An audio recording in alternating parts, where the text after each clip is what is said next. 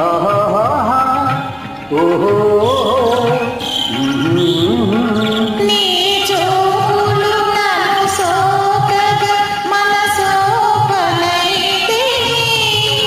నీ చేతులు నన్ను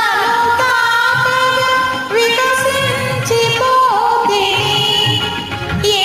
దేవుని దీవెనలో నీ దాననైతిని రెండు చందమామలు